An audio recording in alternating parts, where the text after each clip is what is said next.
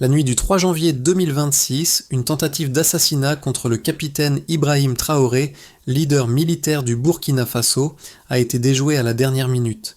Mais qu'est-ce qui rend cet événement si significatif ?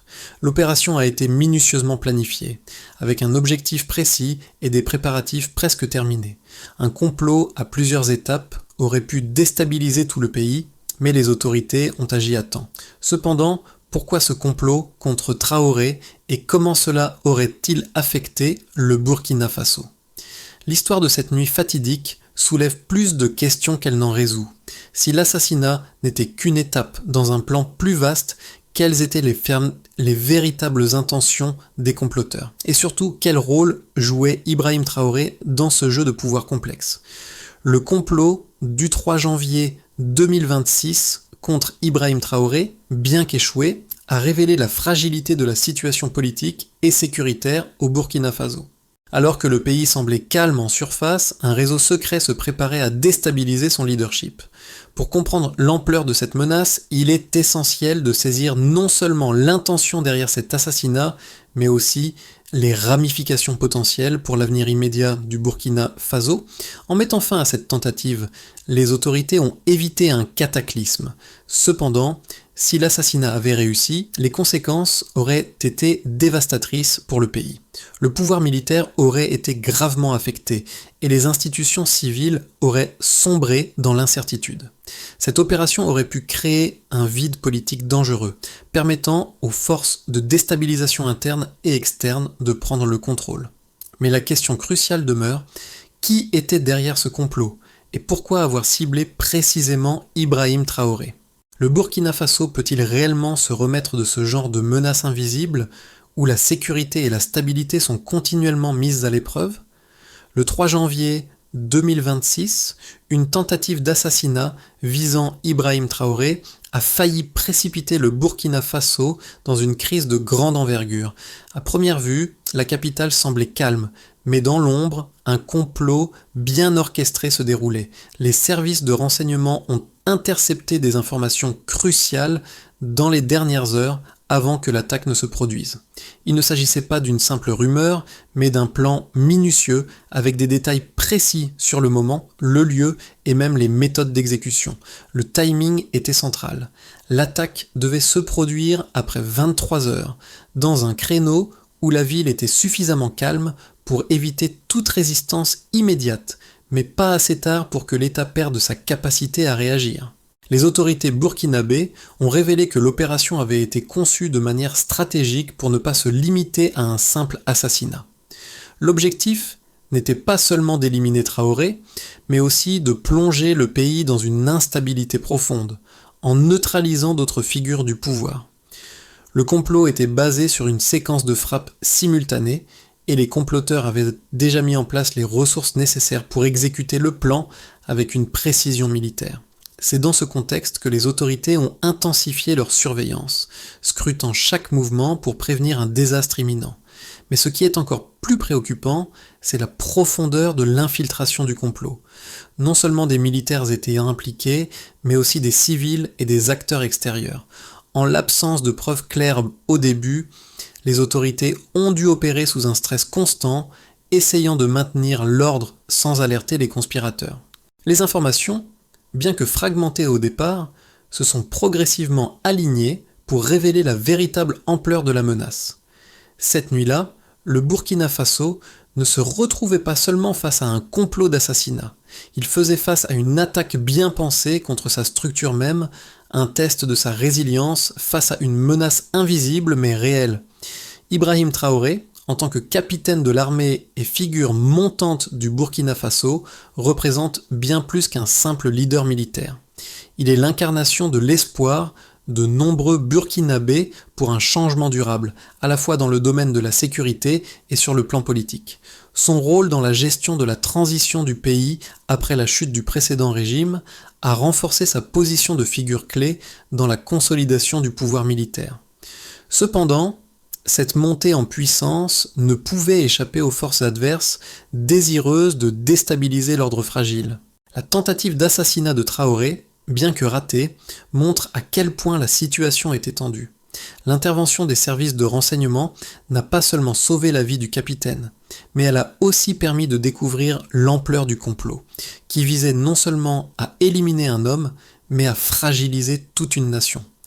La rapidité et la précision avec lesquelles l'opération a été planifiée témoignent de la gravité de la situation politique et des tensions internes qui secouaient le pays à ce moment précis.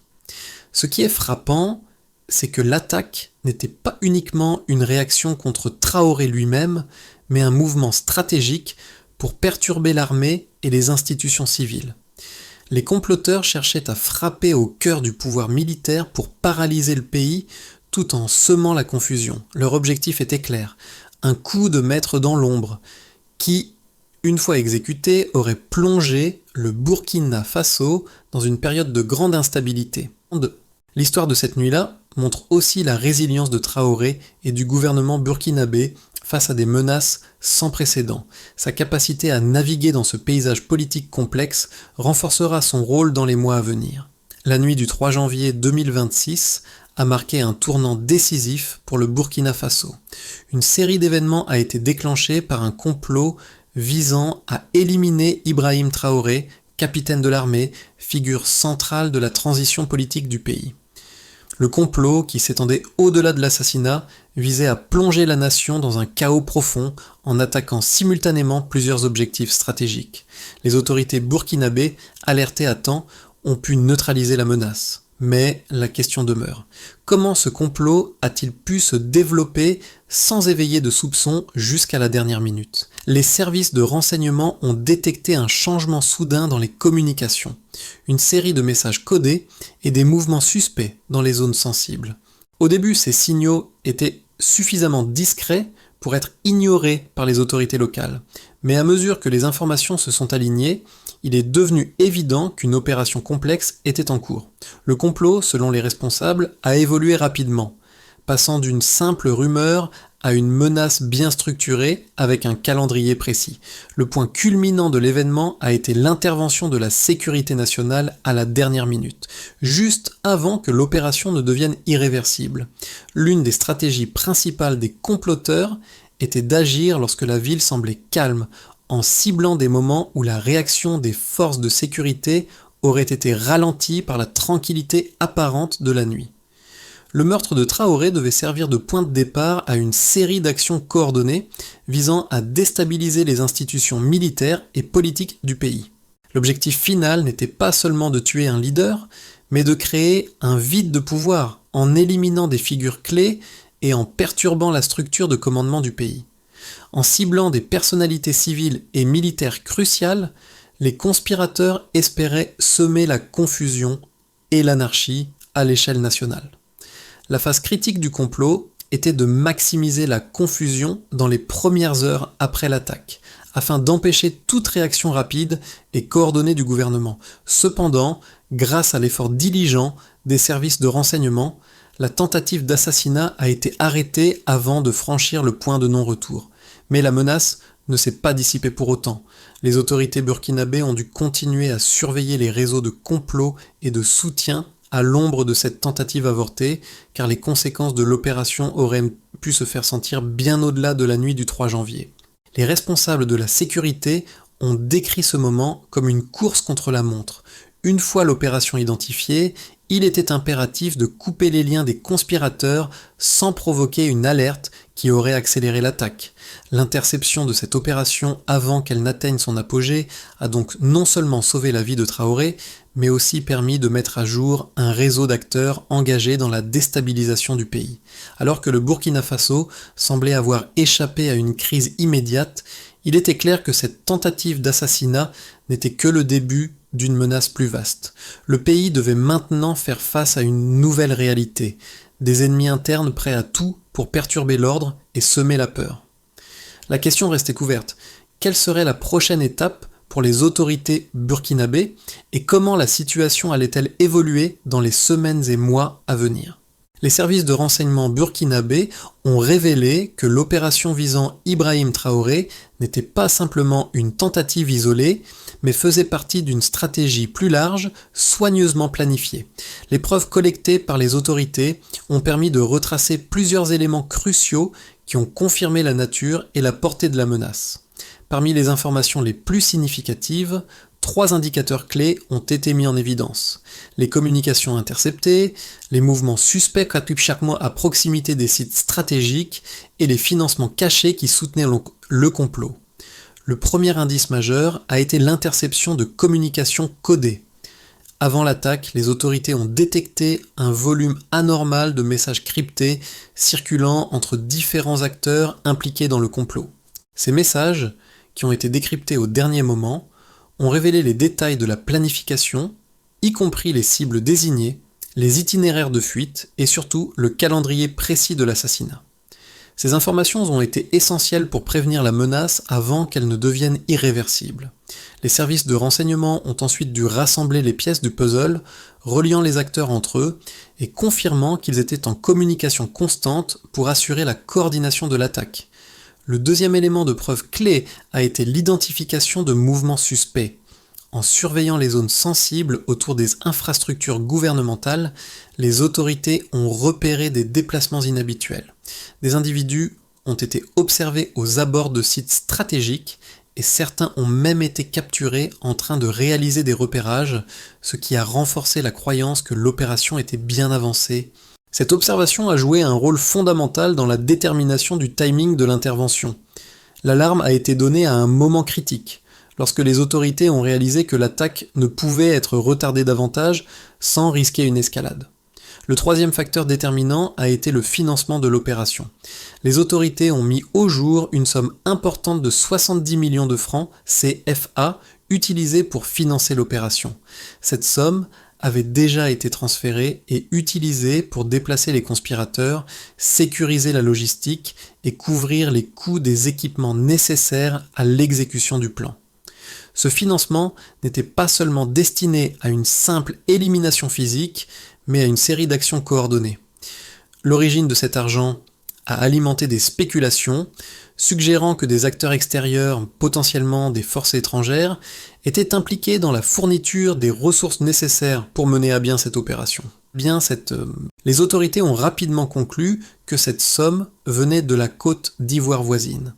Bien que les détails du transfert d'argent n'aient pas été complètement dévoilés, cette révélation a suggéré que des puissances régionales avaient peut-être joué un rôle dans la tentative de déstabilisation du Burkina Faso. Cela a également révélé une facette inquiétante de l'opération.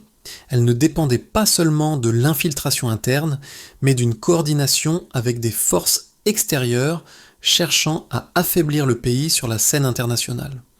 Les chiffres concernant la préparation et l'exécution du complot ont confirmé la gravité de la situation. Non seulement l'intention d'assassiner Traoré était clairement formulée, mais la manière dont les conspirateurs avaient réussi à s'organiser et à financer l'opération a montré que ce complot ne devait pas être pris à la légère. Le pays avait frôlé une crise de plus grande envergure et les autorités se retrouvaient désormais face à la tâche ardue de démanteler le réseau et d'éviter que de telles tentatives ne se reproduisent. Cependant, l'intervention rapide des services de renseignement a permis de limiter les dégâts immédiats, mais les autorités savaient que l'identification de ces preuves n'était que la première étape. Il restait encore à trouver les responsables, démanteler les cellules de soutien et prévenir toute nouvelle tentative de déstabilisation. Le complot visant Ibrahim Traoré, bien qu'échoué, n'a pas manqué de susciter des réactions multiples. D'un côté, les partisans du gouvernement burkinabé ont salué la réponse rapide des services de renseignement et leur capacité à éviter un désastre. De l'autre, certains observateurs ont souligné que cette tentative mettait en lumière des failles dans le système de sécurité, que ce soit au niveau de la surveillance ou de la coordination entre les différentes branches des forces de sécurité. Si le complot avait réussi, il est possible que le Burkina Faso se soit retrouvé dans une situation de vide de pouvoir, offrant ainsi un terrain fertile pour des conflits internes ou des ingérences extérieures. Les critiques du gouvernement soutiennent que, bien que l'attaque ait été stoppée à la dernière minute, les autorités ont agi trop tard pour réellement prévenir le complot avant qu'il ne prenne forme. Ils estiment qu'il aurait fallu une vigilance accrue en amont pour détecter les signes de planification avant qu'ils ne deviennent évidents. Par exemple, certains signes avant-coureurs, comme des déplacements suspects et des communications cryptées, auraient pu être mieux surveillés. Il est aussi possible que des acteurs externes aient alimenté cette situation, comme l'indiquent les fonds étrangers impliqués dans le complot. Cela soulève des questions sur la vulnérabilité du Burkina Faso à des influences extérieures et sur la robustesse de ses alliances régionales. En revanche, le gouvernement et les forces de sécurité défendent leur approche. Ils soulignent que les services de renseignement ont agi avec une efficacité remarquable, neutralisant la menace avant qu'elle ne devienne irréversible. Le timing, bien que serré, a été parfaitement géré pour éviter une réaction précipitée qui aurait pu alerter les conspirateurs. De plus, la réponse rapide a permis de collecter des informations précieuses sur l'organisation et le financement du complot, ce qui pourrait aider à prévenir de futures tentatives. Cette opération a également révélé des aspects de la planification de l'attaque, notamment les ressources financières et humaines, qui ont permis aux conspirateurs de se coordonner sur plusieurs fronts. Ainsi, bien que la gestion de la crise ait été saluée, les leçons à tirer de cet incident sont multiples. D'une part, le Burkina Faso doit renforcer sa capacité à détecter de tels complots avant qu'ils n'atteignent des stades aussi avancés.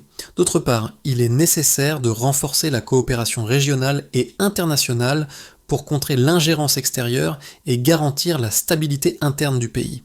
Les autorités burkinabées ont, par cette crise, non seulement prouvé leur résilience, mais aussi mis en lumière des zones de vulnérabilité à long terme. Le dilemme central reste: à quel point la stabilité du pays est-elle dépendante d'une vigilance constante contre des menaces aussi sophistiquées, internes et externes, qui peuvent surgir à tout moment. Cette tentative d'assassinat, bien qu'échouée, a marqué un tournant dans l'histoire récente du Burkina Faso. Ce n'était pas simplement un complot pour éliminer un leader militaire. C'était une opération conçue pour perturber l'équilibre du pouvoir et semer la confusion à l'échelle nationale. Si l'attaque avait réussi, les conséquences auraient été bien plus graves. Le pays aurait sombré dans un vide de pouvoir propice à une déstabilisation totale. Mais pourquoi ce complot a-t-il été si complexe ? Pourquoi une telle préparation, des fonds étrangers et des acteurs impliqués à tous les niveaux ? L'enjeu est bien plus vaste qu'un simple assassinat. Le vrai danger, comme le montrent les événements, réside dans la capacité à infiltrer les structures de pouvoir du pays. Cette opération n'était que le début d'une tentative plus large pour déstabiliser le Burkina Faso. Les services de renseignement, bien qu'efficaces dans leur réponse, ont révélé un réseau complexe qui n'a pas été démantelé en une nuit.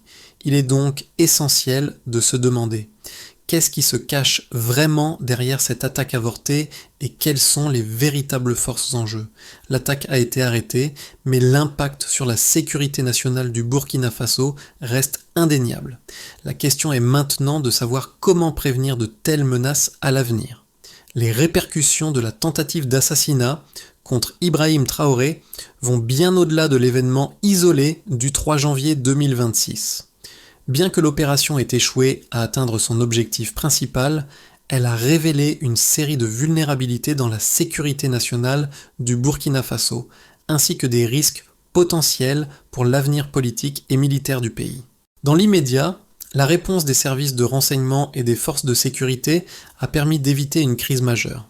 Mais cette tentative de déstabilisation n'a pas été sans conséquences. Pour la population civile, l'impact a été psychologique. La confiance en la stabilité du gouvernement a été fragilisée, bien que la menace immédiate ait été neutralisée. Les citoyens se sont retrouvés dans un climat d'incertitude, se demandant si le Burkina Faso était réellement prêt à faire face à des complots de cette envergure. En outre, la peur de futures attaques a conduit à un renforcement de la surveillance, modifiant ainsi la perception de la liberté publique. Le contrôle accru des mouvements de la population pourrait être perçu comme nécessaire pour assurer la sécurité, mais il risque aussi d'aliéner une partie de la population, qui pourraient se sentir opprimés par une surveillance constante. Pour l'armée et les forces de sécurité, les conséquences immédiates ont été plus stratégiques. Si la tentative d'assassinat avait réussi, elle aurait pu mettre fin à la transition actuelle, entravant la réorganisation et l'unité du pays. La déstabilisation de l'armée aurait également ouvert la voie à des divisions internes, particulièrement au sein des unités de commandement. Cependant, la réaction rapide a renforcé la position de Traoré, affirmant ainsi son autorité et sa capacité à maintenir la cohésion au sein de l'armée. Cette expérience a également permis d'identifier les failles dans le système de renseignement, incitant les autorités à réévaluer leur approche de la sécurité nationale. Pour les décideurs politiques, cette tentative d'assassinat a mis en lumière la nécessité de renforcer l'intégrité des institutions. L'attaque a non seulement menacé de provoquer une instabilité interne, mais elle a aussi révélé les risques d'ingérence extérieure. Le fait que des fonds provenant de la Côte d'Ivoire aient été impliqués suggère que les comploteurs avaient des ressources internationales à leur disposition, ce qui complique la gestion de la sécurité à un niveau régional. Cela soulève des questions cruciales sur la coopération internationale et la manière dont le Burkina Faso se positionne dans la dynamique géopolitique de la région. Les autorités devront maintenant repenser leur approche des relations diplomatiques et de la sécurité extérieure pour éviter que de tels événements ne se reproduisent. Pour les communautés étrangères et les partenaires internationaux, l'incident a eu un impact direct sur les relations diplomatiques, en particulier avec les pays voisins. La révélation de la provenance des fonds impliqués et l'implication présumée d'acteurs étrangers a mis à mal la coopération régionale. Si les accusations sont fondées, cela pourrait entraîner une détérioration des relations diplomatiques avec des pays voisins, notamment la Côte d'Ivoire. Les partenaires internationaux du Burkina Faso devront désormais surveiller de près la situation et soutenir le pays dans ses efforts pour maintenir la stabilité interne tout en renforçant ses mécanismes de sécurité. Ainsi, même si l'assassinat de Traoré a été évité, les effets de cette tentative de coup d'État sont loin d'être résolus. Le Burkina Faso est désormais confronté à un défi à long terme. Comment reconstruire la confiance des citoyens, réorganiser son armée, renforcer ses institutions politiques et sécuriser ses frontières tout en naviguant dans des eaux diplomatiques troubles? Les répercussions de cet événement se feront sentir sur plusieurs fronts et les autorités devront faire preuve de résilience et de stratégie pour garantir l'avenir du pays. À la suite de la tentative d'assassinat de Ibrahim Traoré, 3 scénarios sont possibles pour les 6 à 12 mois à venir. Chacun de ces scénarios représente une voie différente pour l'avenir politique, économique et militaire du Burkina Faso. Les décisions prises maintenant détermineront si le pays se stabilisera ou s'il sombrera dans une nouvelle période de turbulence. Dans le scénario de base, la stabilité resterait fragile. Le scénario le plus probable est que le Burkina Faso parvienne à maintenir une stabilité fragile dans les mois à venir. Après l'échec du complot, les autorités renforceront les mesures de sécurité et réévalueront leur stratégie pour anticiper de futures menaces. Le capitaine Ibrahim Traoré, ayant survécu à cette attaque, pourrait se renforcer en tant que leader du pays, consolidant son autorité sur l'armée et les institutions civiles. Cependant, ce scénario repose sur la capacité des autorités à maintenir un équilibre entre sécurité et liberté, ce qui pourrait s'avérer difficile dans un contexte où la méfiance est élevée au sein de la population. Si ce scénario se réalise, la situation économique pourrait également se stabiliser, mais à un rythme lent. Le Burkina Faso pourrait continuer à recevoir un soutien international pour ses efforts de reconstruction, mais les défis de gouvernance resteront omniprésents. La pression sur le gouvernement pour maintenir l'ordre et répondre aux attentes sociales pourrait créer des tensions internes. Dans ce cadre, le pays devra renforcer ses institutions tout en s'assurant que la transition démocratique se poursuit, évitant de nouveaux renversements. Dans un scénario optimiste, la croissance et la réconciliation pourraient prendre le dessus. Un scénario optimiste impliquerait une résurgence de la confiance dans les institutions du Burkina Faso et une consolidation progressive de la transition politique. Après l'échec de l'assassinat, le pays pourrait profiter d'une période de réconciliation, notamment avec les opposants politiques et les factions internes à l'armée. Le leadership de Traoré pourrait jouer un rôle crucial dans cette dynamique en prouvant qu'il est capable de diriger avec transparence et d'assurer une gouvernance inclusive. Si ce scénario se matérialise, le Burkina Faso pourrait commencer à renouer avec la stabilité économique, attirant des investissements étrangers et renforçant ses liens avec la communauté internationale. Cela pourrait permettre au pays de surmonter ses défis économiques, comme l'accès aux ressources naturelles et le développement des infrastructures. Sur le plan diplomatique, une telle stabilité attirerait un soutien renforcé de la part de la région et des partenaires internationaux, ce qui contribuerait à créer un environnement plus sûr et plus prospère. Dans un scénario pessimiste, l'instabilité pourrait se prolonger. En revanche, si les autorités ne parviennent pas à renforcer les institutions ou à gérer les tensions internes, un scénario d'instabilité prolongée pourrait se produire. Le Burkina Faso pourrait être confronté à des conflits internes accrus, notamment entre factions militaires ou entre les populations civiles et le gouvernement. La tentative d'assassinat, bien qu'échouée, a révélé des divisions profondes au sein du pays.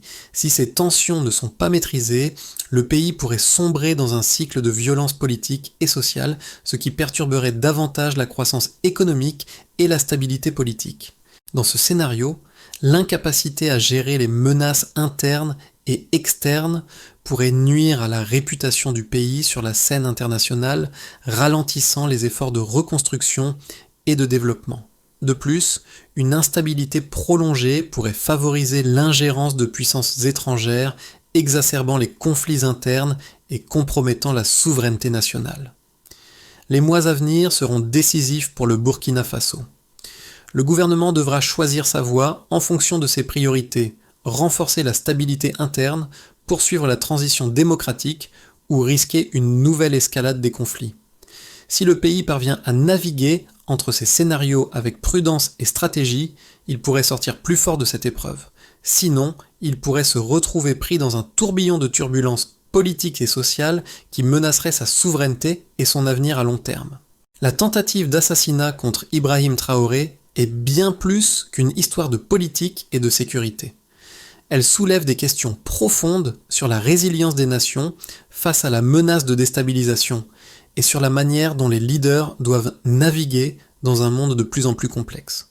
Pour le Burkina Faso, l'événement du 3 janvier 2026 représente un moment décisif dans son histoire. Mais qu'en est-il pour vous, en tant que citoyen ou observateur de la scène géopolitique ? La première question à se poser est: quel rôle jouez-vous dans cette dynamique ? Est-ce que vous, en tant qu'individu, comprenez la fragilité de la stabilité politique dans un pays en transition ? Le Burkina Faso, bien qu'ayant échappé à une catastrophe immédiate, fait face à des défis considérables pour maintenir l'ordre. Et cela ne se limite pas aux autorités. Les citoyens ont un rôle crucial à jouer dans ce processus de construction et de réconciliation. Prenez un moment pour réfléchir à la situation. Si vous étiez à la place des dirigeants du pays, quelles mesures prendriez-vous pour renforcer la stabilité et éviter d'autres tentatives de déstabilisation ? Envisageriez-vous de renforcer la coopération régionale ? Comment pourriez-vous, en tant que membre de la communauté internationale, soutenir un pays fragile sans interférer de manière destructive ? Le Burkina Faso a montré une résilience impressionnante face à l'adversité, mais la véritable question est: jusqu'où cela peut-il durer sans un soutien renouvelé, aussi bien interne qu'international ? L'avenir du pays est en jeu et il est impératif que chacun, à son niveau, comprenne l'importance de ce moment pour l'histoire de la nation.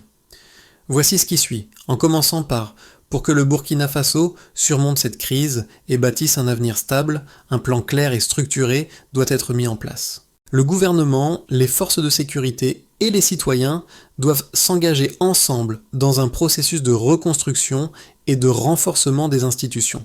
Voici un cadre en 3 étapes essentielles pour garantir la résilience du pays.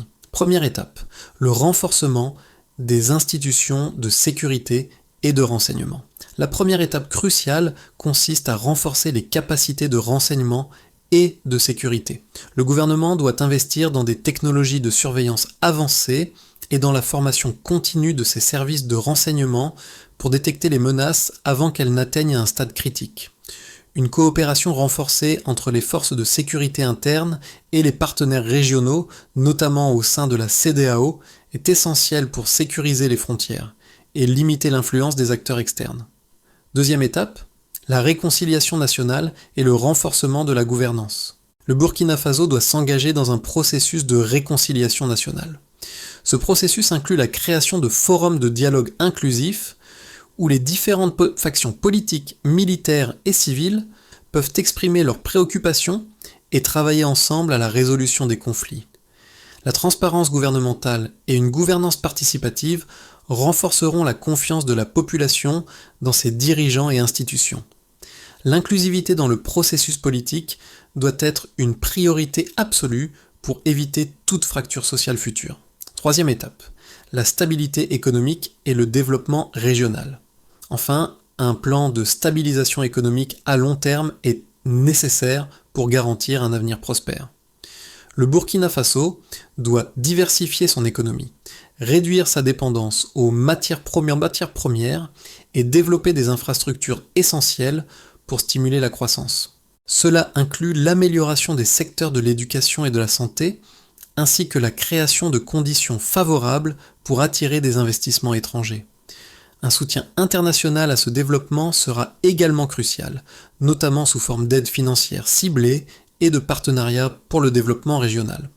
Si ces trois étapes sont mises en œuvre de manière cohérente et soutenue, le Burkina Faso pourra sortir de cette crise plus fort et plus uni. Cependant, cela nécessitera un engagement à long terme de toutes les parties prenantes, tant à l'intérieur qu'à l'extérieur du pays.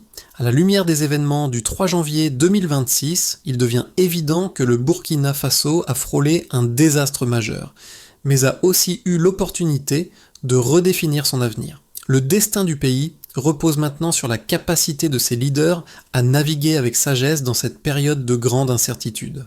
Ibrahim Traoré, lui-même un symbole de la lutte pour la stabilité et la souveraineté, incarne désormais la résilience d'un peuple déterminé à préserver son indépendance et son intégrité. Cette tentative d'assassinat n'était qu'un rappel brutal. La stabilité n'est jamais acquise. Pourtant, c'est aussi un rappel du potentiel de renouvellement, de l'opportunité de renforcer les institutions et de se préparer à l'avenir. Le Burkina Faso, bien que profondément éprouvé, a montré qu'il pouvait surmonter même les menaces les plus sombres. Le véritable défi maintenant est de ne pas seulement survivre à cette épreuve, mais de transformer cette crise en une opportunité pour bâtir une nation plus forte, plus unie et plus résiliente. Le chemin est semé d'embûches, mais les leçons de cette nuit-là seront essentielles pour façonner l'avenir du pays. La question reste ouverte, le Burkina Faso saura-t-il saisir cette chance pour se redéfinir et renforcer son rôle dans la région? À la croisée des chemins, le Burkina Faso se trouve face à un moment décisif. Les événements du 3 janvier 2026 ont révélé des vulnérabilités, mais aussi un potentiel de résilience que peu de nations peuvent revendiquer. Le pays a démontré qu'il peut résister à la tempête, mais cette résilience doit maintenant être cultivée pour garantir un avenir prospère et stable. Vous, en tant qu'individu ou acteur de la société civile, avez un rôle essentiel à jouer dans ce processus. Que vous soyez un citoyen engagé, un analyste géopolitique ou un partenaire international, votre compréhension et votre soutien au Burkina Faso sont cruciaux. L'avenir du pays dépend de l'engagement collectif pour sa reconstruction, sa réconciliation et son développement. Si vous souhaitez en savoir plus sur comment vous pouvez contribuer à un avenir plus stable pour le Burkina Faso, ou si vous souhaitez suivre de près les évolutions politiques de la région, abonnez-vous à notre chaîne et restez informés. Ensemble, nous pouvons soutenir ce pays dans son chemin vers la résilience et la stabilité. L'histoire de cette nation continue de se dérouler et vous pouvez en faire partie.